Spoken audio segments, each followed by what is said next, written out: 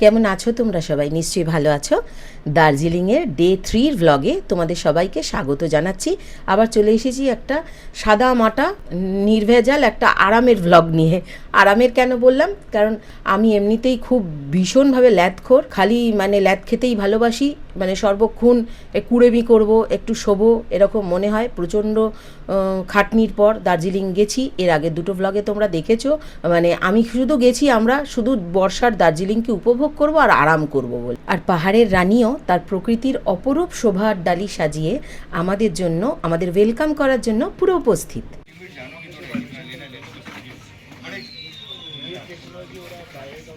Observatory হিলে এসে গেছি, এখন এখানে কফি খাবো, বিস্কিট খাবো বসে, আর দৃশ্য দেখবো সামনের। আজকে যদিও কাঞ্চনজঙ্ঘা দেখা নেই, সে মুখ লুকিয়ে রেখে দিয়েছে দুদিন ধরে, কারণ মেঘে মেঘে মেঘে মেঘে চারিদিক ঢাকা, কিন্তু তবুও খুব ভালো লাগছে, অপূর্ব ওয়েদার, ভালো লাগছে।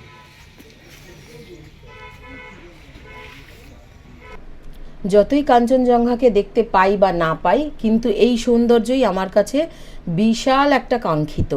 কারণ এই সৌন্দর্য দেখব বলেই আমার ওখানে যাওয়া। আমি মেঘ ভীষণ ভালোবাসি, আর এখানে বর্ষা ভালোবাসি তো বলতে পারি না। কলকাতায় থাকলে চারিদিকে জমা জল, নর্দমার জল ভর্তি, ওয়াটার লগিং হয়ে সাংঘাতিক অবস্থা। মানে বর্ষাকে উপভোগ করতে হলে এরকম জায়গাই ভালো। তো যাই হোক, ঘোরতর বর্ষায় তো আর যাইনি, একদম বর্ষার শুরুর দিকে যখন বর্ষা হব হব নামবো নামবো করছে সেরকম সময় গিয়েছি। তাই জন্য ওই যে চারিদিকে মেঘ, একটা যেন মনে হয় একটা মিস্টিরিয়াস একটা ওয়েদার, ওটা আমার কাছে মানে ভীষণ কাঙ্ক্ষিত আর অসম্ভব ভালো লাগার একটা ওয়েদার। আমি মেঘ প্রচণ্ড ভালোবাসি। এই দেখো না, এই আকাশ, চারিদিকটা ক্লিয়ার, রাস্তা দেখতে পাচ্ছি, আর এই সব কিছু ইনভিজিবল হয়ে যাচ্ছে।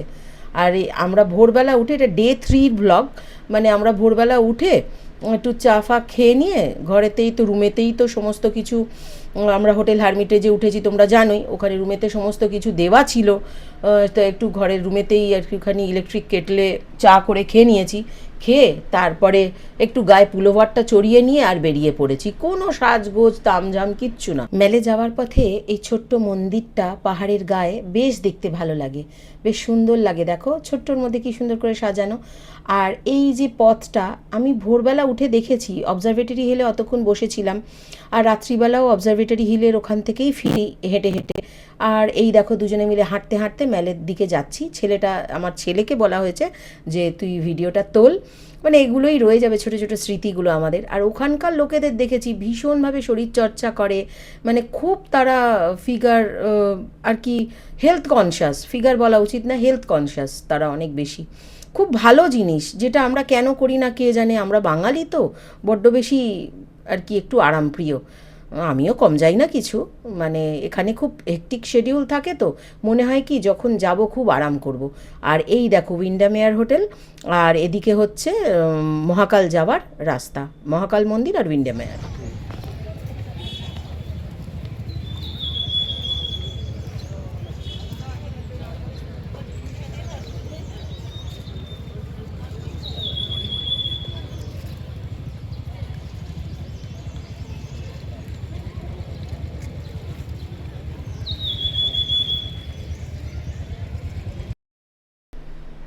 সকালবেলার মেলটা তো দেখছো কত সুন্দর। আর দাঁড়িয়েছিলাম ওই যে দেখলে, ওটা মহাকাল মন্দির আর উইন্ডামেয়ার হোটেলের সামনে।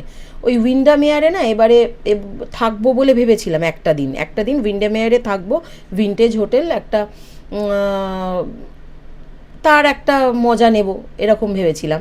কিন্তু তারপরে আর ভাবলাম কি যে দরকার নেই, মানে ওই একবার হারমিটেজে থাকবো, আবার এতে চেঞ্জ করবো। আর হারমিটেজের ওই রুমটা আমার বহু দিনের শখের, তো তখন মনে হলো না যে ওই এখানেই থেকে যাই, হারমিটেজেই থেকে যাই। আর এই যে গাছগুলো দেখছো, এত উঁচু গগনচুম্বী এই যে গাছগুলো, এরকম মানে গাছ, এরকম মহিরুহ যাকে বলে বোঝানো, যেগুলো আমরা বইতে পড়ে থাকি, মানে বঙ্কিমচন্দ্রের সেই সব আনন্দমঠ বা ওই টাইপের পুরনো দিনের ক্লাসিক যেসব নভেলগুলো, সেগুলোতে সব পড়ি, যেসব বর্ণনা পাই, ওই টাইপের যেন উঁচু উঁচু গাছ, দারুণ লাগে এগুলো দেখতে, জানো তো। আর আমাদের হোটেল থেকে না ওই জানলা দিয়ে নিচের দিকে এই সিনগুলো দেখা যায়, মানে এই যে জঙ্গল আর ওই রকম টাইপের। তো এসে সোজা ব্রেকফাস্টের টাইম হয়ে গিয়েছিল, 8টা থেকে 10টা অবধি ব্রেকফাস্টের টাইম। এতদিনে তোমরা জেনেই গেছো, আগে দুটো ভ্লগে দেখেইছো, এক এক দিন এক এক রকম থাকে। তো আজকে ছিল পুরি সবজি ছিল, ইডলি ছিল, ইডলি সাম্বার ছিল, আর এদিকে এই দেখো না হালুয়া, তারপরে পোটাটো ভেজেস, তারপরে পোহা থেকে আরম্ভ করে সব রকম, কিন্তু ডে 3 সসেজ সালামি এগুলো তো ছিলই ছিল। সব রকম খাবার নিয়ে একটু একটু করে নিয়ে বসে পড়েছি, যে খেয়ে দিয়ে নিয়ে এবারে আবার রেডি হব।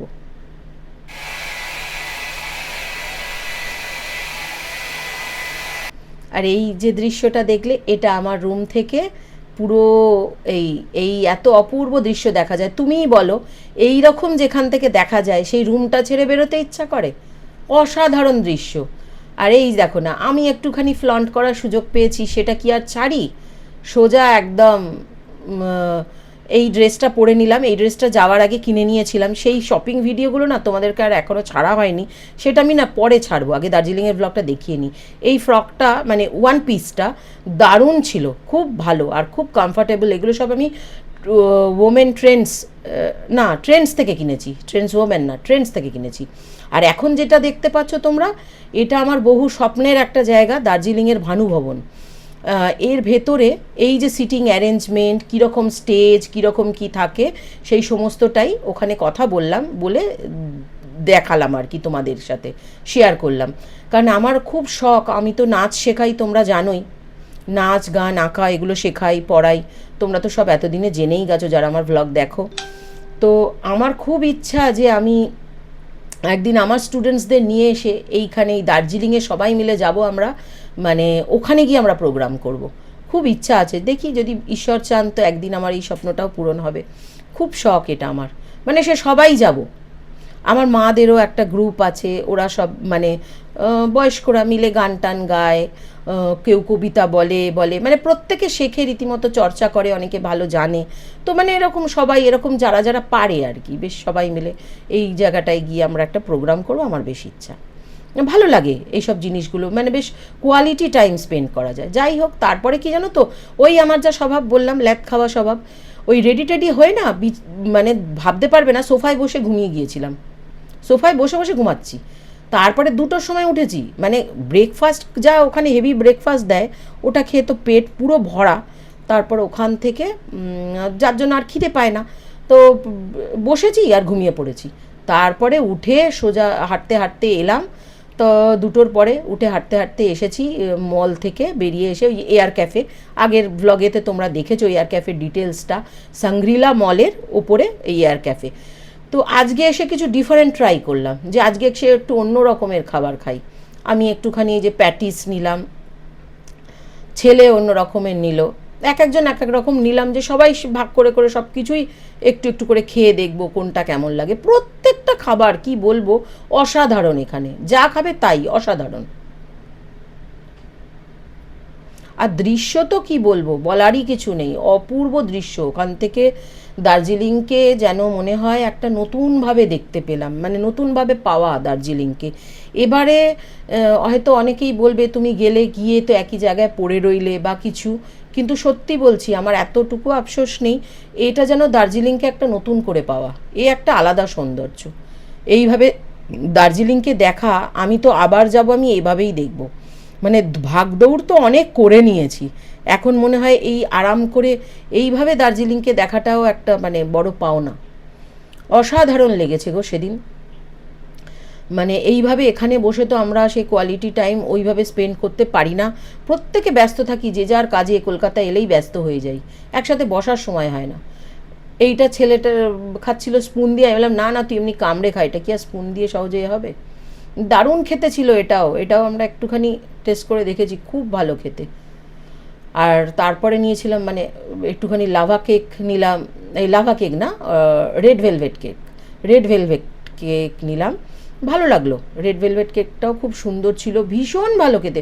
মানে এরা যে ক্রিমটা ইউজ করে, যে চিজ কেকে যে চিজটা ইউজ করে, টোটালি আলাদা কিন্তু, মানে কলকাতায় যেখানে খেয়েছো সেগুলো আর ওদের কোয়ালিটির মধ্যে কিন্তু অনেক তফাৎ আছে।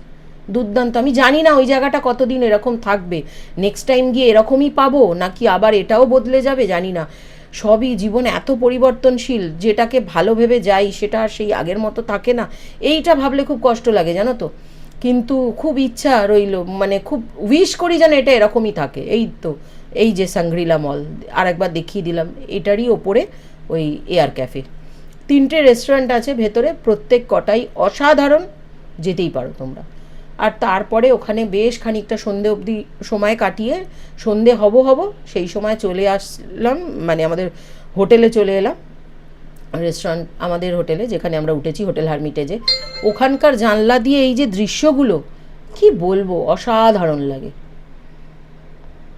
এই জায়গাটা এসে সবসময় আমি দাঁড়িয়ে পড়তাম। তারপরে রাত্রে ডিনারের পালা। রাত্রিবেলা তাড়াতাড়ি ডিনার করে নিয়েছিলাম, ওই 8টা-5টার মধ্যে ডিনার করে নিয়েছিলাম, 8টা সাড়ে 8টার মধ্যে। ওই ডিনারে নিয়েছিলাম মিক্সড ফ্রায়েড রাইস, আর প্রথমে ছিল হচ্ছে ড্র্যাগন চিকেন, আর এদিকে হচ্ছে চিলি চিকেন, শেজওয়ান আর কি চিকেন নিয়েছিলাম। মানে ভালো লাগে, একটু ঝাল ঝাল স্পাইসি, ওটা ভালো লাগে, তো ওইটা নিয়ে। এদের রান্নার কথা আর কি বলবো, এদের ফুড কোয়ালিটি অসাধারণ, প্রচণ্ড ভালো, বলে শেষ করা যাবে না। মানে এত ভালো, তোমরা খেয়ে গেলে আমি বলবো, থাকো বা না থাকো ওখানে গিয়ে রেস্টুরেন্টে খেও, আর খেলে কিন্তু আগে থেকে একটু অর্ডারটা দিয়ে দিই, খুব ভালো। তো এইভাবেই আমাদের ডে 3 শেষ হয়ে গেল, আর আমিও এখানে ব্লগটা শেষ করছি। যদি ভালো লেগে থাকে প্লিজ ভিডিওটাকে লাইক করো, কমেন্ট করো, শেয়ার করো, সাবস্ক্রাইব করে চ্যানেলটাকে আমার পাশে থেকো। বাই।